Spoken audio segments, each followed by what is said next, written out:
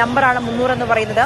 അതോടൊപ്പം തന്നെ rarest of rarest incident ആണ്. അതായത് ഈ ഡ്രീം ലൈനർ ഏറ്റവും പ്രസ്റ്റീജിയസ് ആയിട്ടുള്ള എയർക്രാഫ്റ്റ് ആണ്, അതിൻ്റെ എയർ ഫ്ലീറ്റ് ആണ് എയർ ഇന്ത്യയുടെ. അതിൽ ഡുവൽ എൻജിൻ ഫെയിലിയർ, അതായത് ഒരു എൻജിനല്ല 2 എൻജിനും തകരാറിലായി എന്നാണ് ഇപ്പോൾ ഏവിയേഷൻ വിദഗ്ധരൊക്കെ പറയുന്നത്. അങ്ങനെയാണെങ്കിൽ അപൂർവങ്ങളിൽ അത്യപൂർവമായ ഒരു അപകടം എന്ന് വേണമെങ്കിൽ ഈ അഹമ്മദാബാദ് ദുരന്തത്തെ വിശേഷിപ്പിക്കാം. കാരണം അങ്ങനെ ഒരു തരത്തിലും സാധാരണ ഉണ്ടാകാവില്ല. വളരെ റെയറസ്റ്റ് ആയിട്ട് ഈ 2 എൻജിനുകളും ആകാറുള്ളൂ. ഇപ്പോൾ ഡുവൽ എൻജിൻ ഫെയിലിയർ ആണ് എന്നാണ്.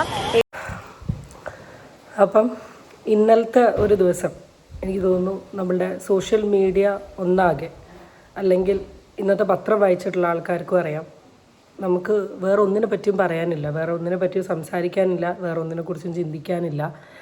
ഈ ന്യൂസിൽ പറഞ്ഞതുപോലെ തന്നെ റെയറസ്റ്റ് ഓഫ് റെയറസ്റ്റ് ഇൻസിഡൻ്റ് ആണ് ഇപ്പം നടന്നിട്ടുള്ളത്.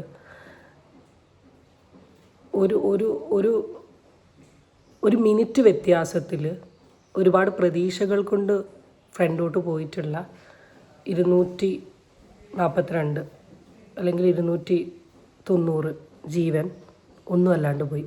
ഒരു minute. This is of course the rarest of rarest incident. ഞാനീ പറയുന്ന വിഷയം ഞാനിപ്പോൾ പ്രത്യേകിച്ച് പറയേണ്ട ആവശ്യമൊന്നുമില്ല, കാരണം എല്ലാവർക്കും അറിയുന്ന ഒരു വിഷയമാണ് ഇന്നലെ ഉണ്ടായിട്ടുള്ള വിമാന അപകടം. സർദാർ വല്ലഭായ് പട്ടേൽ എന്ന് പറയുന്ന എയർപോർട്ടിൽ നിന്ന് Ahmedabad to London flight 1:38 take off ചെയ്യുന്നു. എക്സാക്റ്റ് 1 മിനിറ്റ് കഴിയുമ്പം ആ ഫ്ലൈറ്റ് വീഴുകയാണ് ഒരു മെഡിക്കൽ കോളേജിൻ്റെ മെസ്സിൻ്റെ മുകളിലോട്ട്. 1 മിനിറ്റ് ഗ്യാപ്പിലാണ് ആ ഫ്ലൈറ്റിൻ്റെ ഉള്ളിലുണ്ടായിരുന്ന 242 ആൾക്കാർ, 232 പാസഞ്ചേഴ്സും 10 ക്യാബിൻ ക്രൂ ആൾക്കാരും പോയത്. അതിൽ നിന്ന് വളരെ സാഹസികമായിട്ട്, അല്ല എന്താ പറയുക, ദൈവത്തിൻ്റെ കുരുത്തെന്നോ എന്താ പറയുക എനിക്കറിയില്ല, അതിൽ നിന്ന് ഒരാൾ രക്ഷപ്പെട്ട്. എൻ്റെ ഒരു ഇമോഷൻ എക്സ്പ്രസ് ചെയ്യാൻ വേണ്ടി മാത്രം ഞാൻ പറയുന്നൊരു വീഡിയോ ആണിത്.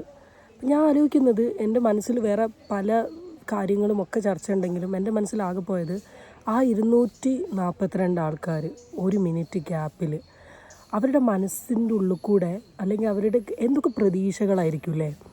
കുറേ ആൾക്കാരുടെ സെൽഫീസ്, കുറേ ആൾക്കാരുടെ വീഡിയോകൾ ഇതിലിങ്ങനെ പോകുന്നുണ്ട്, ഷെയർ ചെയ്യുന്നുണ്ട്. 2 ഫോറിനേഴ്സ് ബൈ ടു ഇന്ത്യ എന്ന് പറയുന്നൊരു വീഡിയോ ഉണ്ട്. പിന്നെ അതുപോലെ തന്നെ നമ്മളുടെ രഞ്ജിത, ഇന്ന് എല്ലാവരുടെയും നോവായി കരഞ്ഞുകൊണ്ടിരിക്കുന്ന രഞ്ജിതയ്ക്ക് ഈ വരുന്ന ജൂൺ 28 വീട്ടിൽ കൂടലാണ്. അപ്പോഴാണ് ഈ ഒരു സംഭവം ഉണ്ടായത്.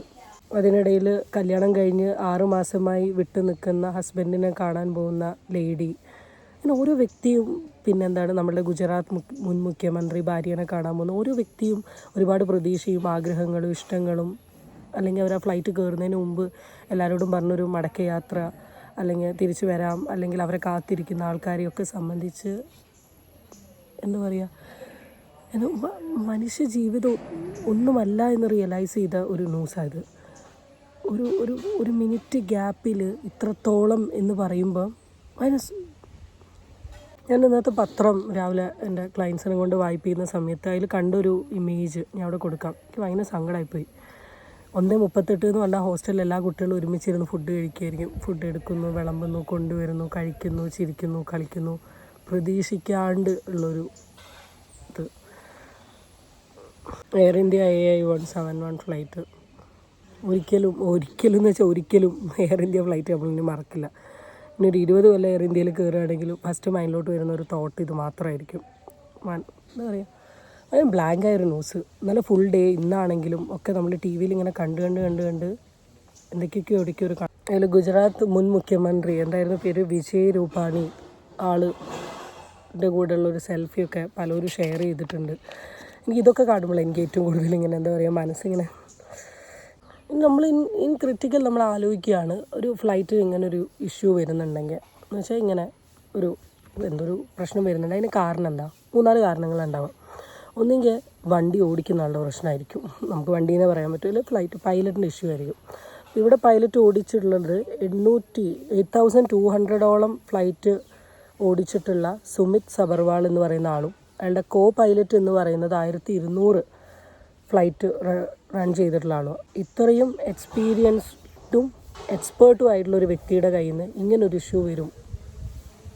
നെവർ. രണ്ടാമത്തത്, it can be any kind of natural calamities or something. അങ്ങനത്തെ ഒരു സാധനം ഇവിടെ ഉണ്ടായില്ല. മൂന്നാമത്തത്, ഫ്ലൈറ്റിൻ്റെ ഇഷ്യൂ.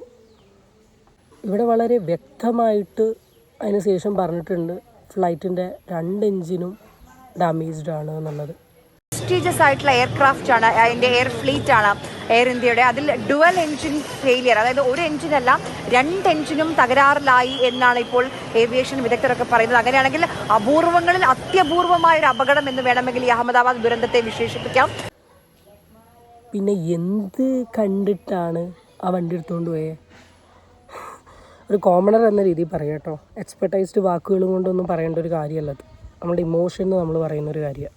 എത്ര ആൾക്കാരുടെ ജീവൻ, എത്ര കുടുംബത്തിൻ്റെ കരച്ചിൽ, പ്രതീക്ഷ, ഒന്നും അറിയാണ്ട് ഇനി ഭാവി ഡോക്ടേഴ്സ് എന്ന് കരുതി ഹോസ്റ്റലിൽ ഫുഡ് കഴിച്ചിരിക്കുന്ന ആൾക്കാർ ഒക്കെ ഒരു അശ്രദ്ധേൻ്റെ പുറത്തല്ലേ. ഈ ഫ്ലൈറ്റിനെ കുറിച്ച് ഇതിന് മുമ്പേ ഓൾറെഡി പല ആൾക്കാരും റിവ്യൂവും കാര്യങ്ങളൊക്കെ ഇട്ടിട്ടുണ്ട്. ഭയങ്കര വിശദീകരിച്ച് അതിനെപ്പറ്റി പറഞ്ഞ സാധനങ്ങളൊക്കെ നമുക്ക് ഈ വീഡിയോയിൽ കാണാൻ പറ്റും. ആ ഒരു പുറം നിങ്ങൾ കാണും.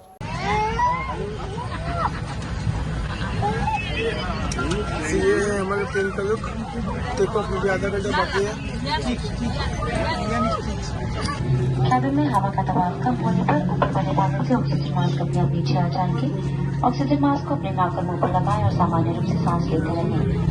എന്നാൽ ഈ ഫ്ലൈറ്റ് പോകുന്നതിന് മുമ്പ് 1:38 ഫ്ലൈറ്റ് പോകുന്നതിന് തൊട്ട് മുമ്പായിട്ട് ഓൾറെഡി ഈ ഫ്ലൈറ്റിൽ യാത്ര ചെയ്ത ഒരാൾ ഫ്രം ചെന്നൈ ടു അഹമ്മദാബാദ്, ആൾ ഓൾറെഡി ഈ ഫ്ലൈറ്റുമായി റിലേറ്റ് ചെയ്തിട്ടുള്ളൊരു വീഡിയോ ഇറങ്ങിക്കഴിഞ്ഞതിന് ശേഷം എക്സ്പീരിയൻസ് ഷെയർ ചെയ്യുന്നുണ്ട്. എന്നിട്ടാണ് അഹമ്മദാബാദ് ടു ലണ്ടനിലോട്ട് ഈ ഫ്ലൈറ്റ് പോകുന്നത്. അതൊന്ന് കേൾക്കാം.